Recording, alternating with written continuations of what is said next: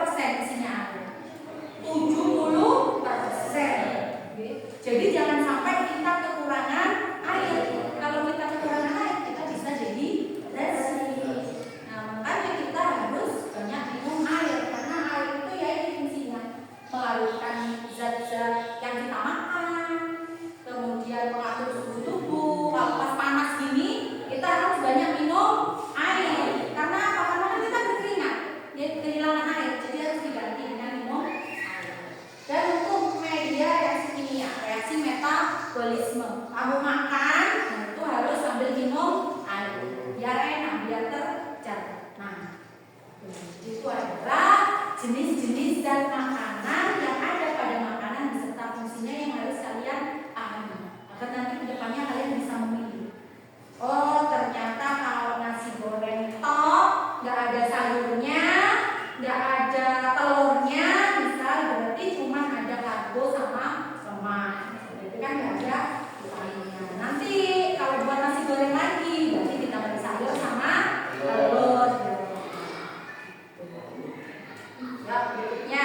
Nah, ini kalau tadi sudah kenalan sama macam-macamnya zat makanan, sekarang kita kenalan sama organ-organnya. Organ-organ pada sistem pencernaan. Dimulai dari yang paling atas. Ketika kita makan, makanan masuk lewat mana? Lewat mulut. Nah, di mulut diapakan makanan? Dikunyah, dihancurkan. Seperti pas kita istirahat, kalian beli bakso misal, kan gak mungkin pentolnya ditelan bulat-bulat, ya keserden. Jadi harus dikunyah, ngunyahnya di mulut. Ya, jadi makanan di dalam mulut itu nanti akan dikunyah dan dicerna dengan bantuan enzim amilase. Enzim amilase itu ada di dalam air liur. Kalau makan kan mesti keluar air liur ya. Nah, air liur itu penting karena mengandung enzim amilase. Oke, setelah dikunyah, hancur pentolnya tadi, masuk ke mana? Masuk ke eksofagus atau ke kerongkongan. Jadi mau ke lambung itu lewat kerongkongan. Kerongkongan ini adalah tempat nyalurnya itu. Lewatnya makanan dari mulut menuju ke lambung. Di sini ada gerakan, ini kan tulang-tulangnya seperti cincin-cincin. Nanti ada gerakan meremas, namanya gerakan peristaltik, sehingga makanan dari mulut bisa masuk ke lambung. Nah, setelah dari kerongkongan masuk ke dalam lambung. Nah, di lambung diapakan makananmu? Dicerna lagi, dihancurkan lagi. Karena kalau cuma mengandalkan mulut, gigi masih kurang halus. Jadi dihaluskan lagi di dalam lambung, diaduk, diulet. Dengan apa? Di dalam lambung ada namanya asam lambung. Di sini makanan yang kamu makan dicampur sama asamnya. Kalau ada racunnya bisa mati. Kalau ada bakterinya mati dengan asam lambung. Jadi di sini di lambung diaduk-aduk, dikasih enzim pepsin, dikasih enzim. Setelah dari lambung halus, lembut seperti bubur, baru masuk ke mana? Usus halus. Ini namanya usus halus. Usus halus fungsinya apa? Tempat penyerapan zat gizi, kan sudah halus. Nah, zat gizinya diserap. Tadi ini nasi, karbohidratnya diserap oleh dinding usus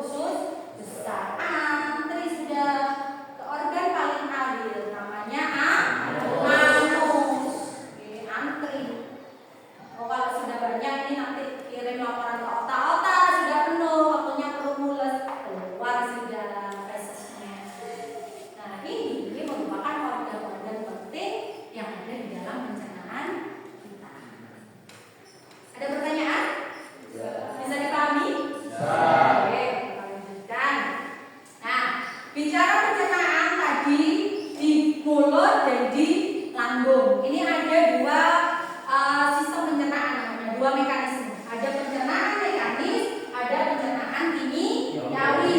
Pencernaan mekanis itu proses mengunyah yang dilakukan oleh gigi, mengunyah makanan dari besar menjadi kecil dan mengubah struktur kimianya. Terjadinya di mana? Ketika mengunyah di mulut, kemudian ketika lewat kerongkongan, main diremas itu, nah itu kimia namanya, dari taufik di kerongkongan. Kemudian di lambung, lambung ini juga ada pencernaan mekanisnya, jadi diaduk, diulet di lambung. Yang kimiawi berarti mencampur dengan zat-zat kimia. Di antaranya ketika di mulut ada enzim amilase yang dikeluarkan oleh air liur. Kemudian ketika di dalam lambung ada enzim pepsin, ini untuk protein. Kemudian ada enzim lipase, ini nanti untuk lemak. Itu dicerna, tapi secara kimiawi dengan bantuan enzim. Bisa dipahami ya? Oke, beneran tidak ada pertanyaan? Kalau tidak ada pertanyaan, sekarang waktunya berdiskusi. Nanti Ibu Karol akan membagikan LKPD. LKPD itu isinya nanti kamu akan menganalisis organ-organ apa yang terganggu. Nanti Bu Karol memberikan sebuah kasus. Di LKPD akan ada cerita tentang kasus pola makan seseorang. Kamu analisa di sana. Oh, anak ini sakit karena makanannya ini. Ya, LKPD-nya sudah Buka persiapkan. Akan Buka bagi, tapi kalian silakan berkelompok dulu. Oke, berkumpul, dibagi menjadi 4 kelompok ya, karena yang 3 sakit ya. Jadi ini ada satu kelompok yang isinya 3, ya, ada yang kelompok isinya 4. Yuk, silakan membentuk kelompok. Yuk.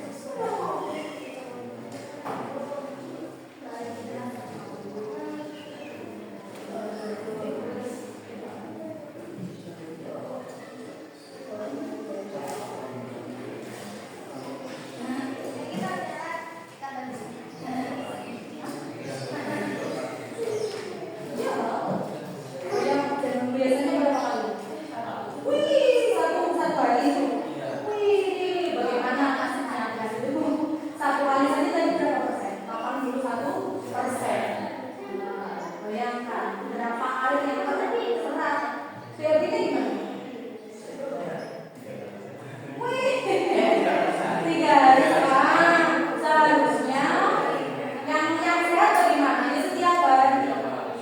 Itu nggak boleh diteruskan dulu. Oke, gimana?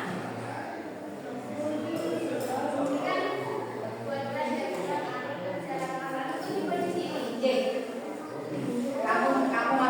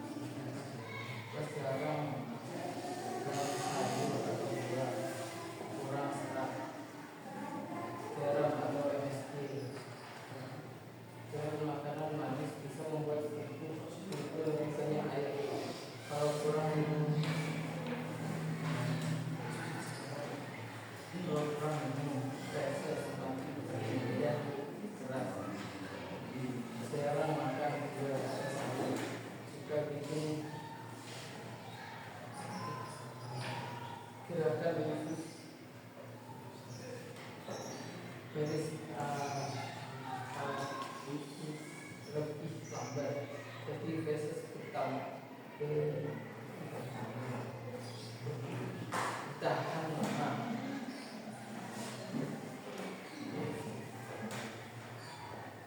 Oke, sudah. Oke, silakan teman-teman. Oke, ada yang mau bertanya? Saya. Oke, satu saja ya. Satu saja. Kalau punya Sakti apa Dinda? Ini ada Sakti sama Dinda yang mau tanya.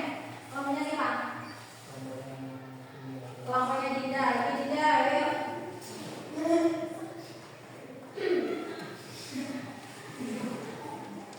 Selain makanan serat, apa lagi yang bisa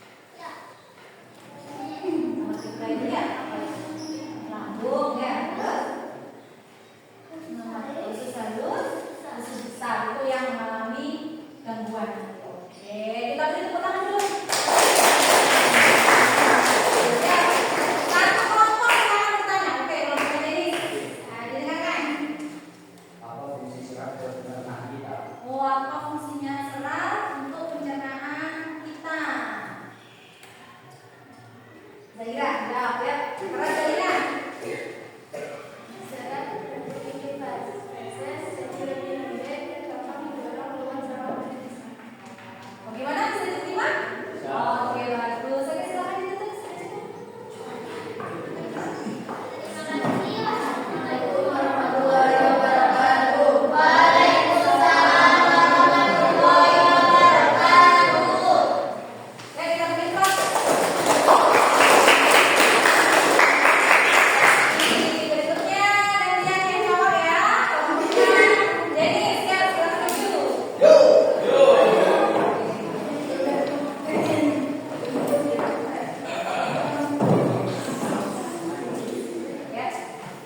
Yang keras ya, mau menjelaskan ya. Sana, sana. Oke. Ya. Ya.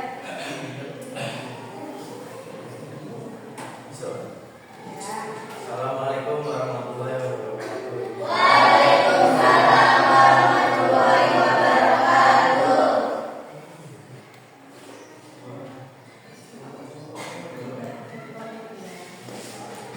Kami dari kelompok 2 akan menjelaskan tentang gangguan pencernaan pada gigi.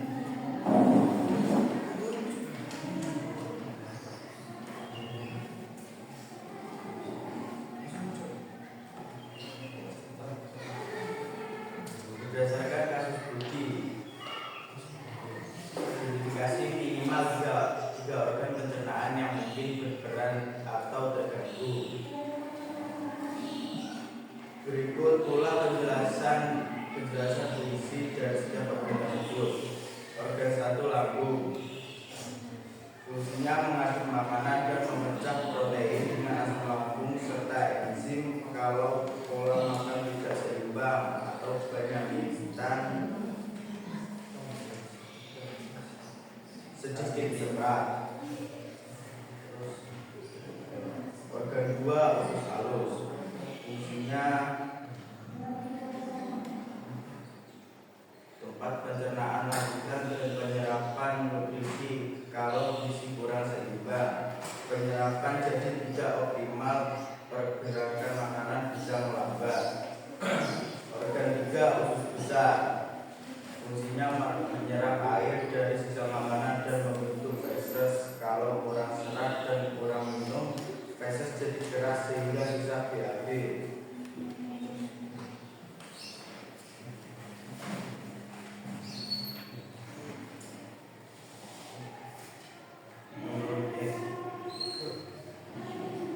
Menurut kalian bagaimana kebiasaan makan gigi yang sering mengonsumsi mie instan dan jarang makan sayur atau buah dapat menyebabkan gangguan pencernaan seperti susah BAB?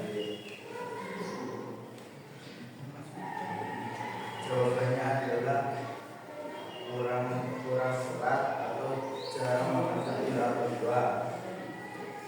Kedua, kurang minum air putih. Silakan. Sudah selesai, ada yang mau bertanya? Namanya siapa? Namanya siapa? Oh, Rizky, namanya Rizky ya. Silakan. Yang keras suaranya Rizky. Sebutkan 2 makanan yang banyak seratnya. Nah, 2 makanan yang banyak seratnya. Saja. Makanan yang banyak seratnya adalah papaya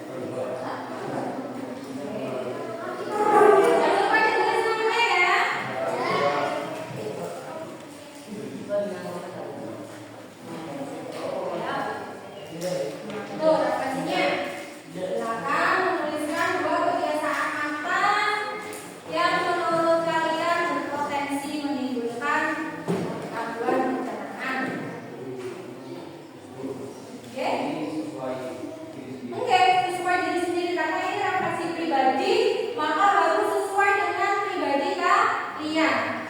Bagaimana yang kalian alami, apa yang ingin kalian lakukan?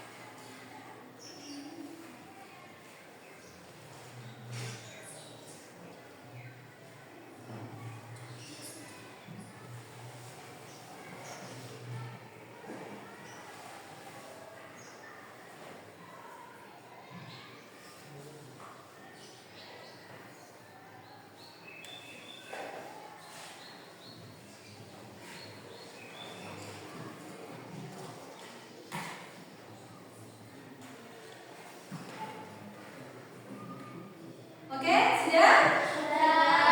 Oke, sudah selesai semua redaksinya. Oke. Nanti dikumpulkan ya. Kumpulkan masing-masing kelompoknya. Oke, coba sekarang tolong minta kelompoknya kumpulkan. Mana hasilnya? Oke. Oke, sudah semua kan?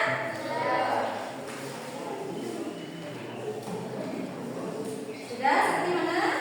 Oke. Oke, sudah. Terus ini. Oh, sudah. Ya. Sudah. Oke. Kelompoknya itu sudah semua? Sudah.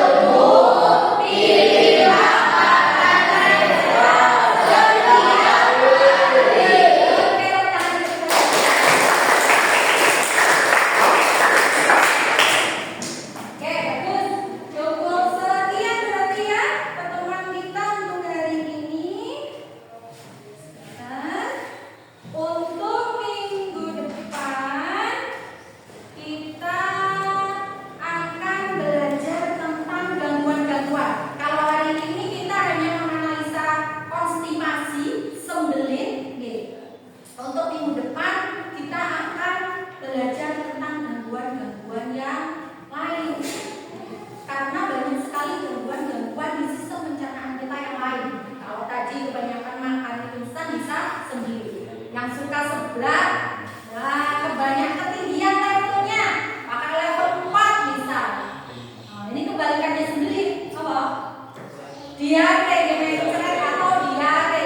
BAB-nya bisa lebih sering. Kalau Iqbal 3 hari sekali.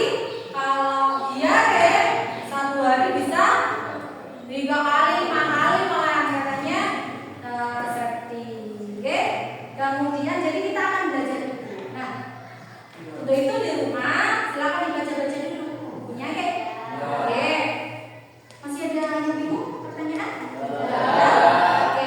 Kalau tidak ada, berarti kita sudah selesai untuk pertemuan hari ini. Bu Harul ucapkan terima kasih atas tadi partisipasinya untuk presentasi, untuk berdiskusi. Mudah-mudahan ilmunya bermanfaat. Nah, untuk itu kita tutup dengan doa. Ya, silakan Iqbal ketua kelas untuk memimpin doa. Siapa? Doa mulai.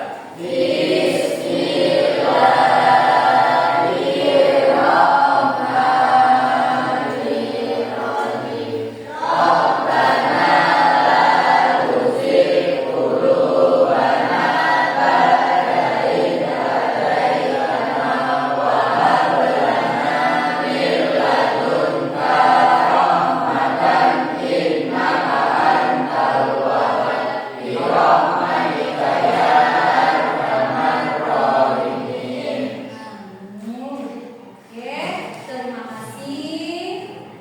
Jangan lupa sebelum Karol tadi dijaga kesehatannya. Yang suka makan mie instan dikurangi. Yang di sekolah suka jajan cilok, cimol, seblak dan lain-lain juga dikurangi. Kita harus menyayangi pencernaan kita. Jangan hanya memikirkan mulut saja, seblak kan enak di mulut, tapi kan usus-usus kita terganggu menderita. Jadi walaupun sayur itu gak enak, tapi usus kita seneng. Jadi belajar makan sayur.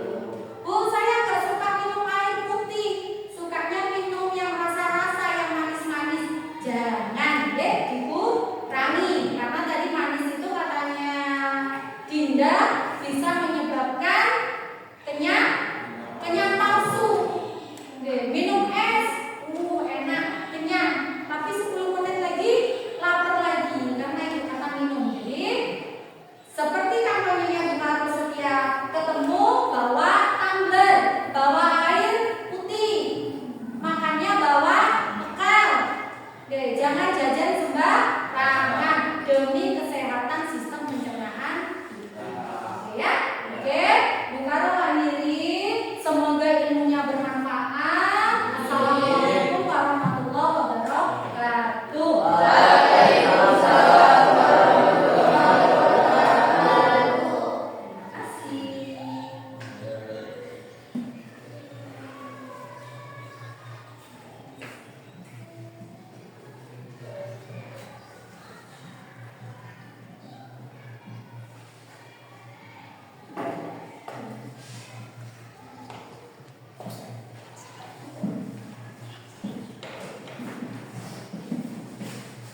Oke, assalamualaikum.